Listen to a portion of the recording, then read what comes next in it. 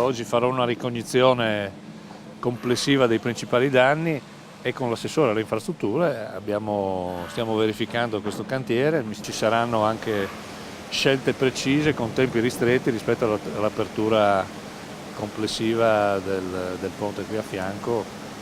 Con l'assessore abbiamo verificato appunto i tempi, i modi e mi pare che il Friuli ancora una volta dimostra che serve soltanto qualche settimana per rimettersi in piedi e penso che questa sia la lezione più importante, che ancora una volta il nostro sistema di protezione civile e tutto il sistema organizzativo che abbiamo messo in piedi di concerto con la Giunta, con le singole competenze coinvolte, dia ancora la dimostrazione che questa regione nei momenti di difficoltà sa reagire, grazie a questo popolo che si tira sulle maniche e va avanti.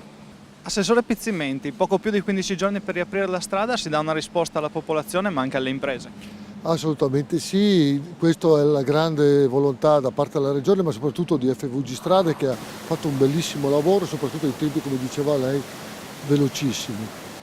Qual è il vantaggio? Prima di tutto si riapre una viabilità non solo per le popolazioni ma anche per le imprese che ci sono a monte.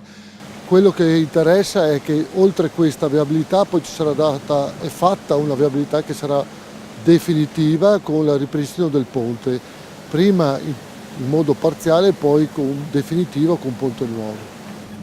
Quindi entro Natale sarà ripristinata la viabilità sul ponte? Questo è un altro dato molto interessante, perché il ponte che vediamo qui alle nostre spalle sarà ripristinato e quindi avrà via libera all'accesso tutti i mezzi entro Natale, che vuol dire in tempi velocissimi, come diceva giustamente il collega Riccardi.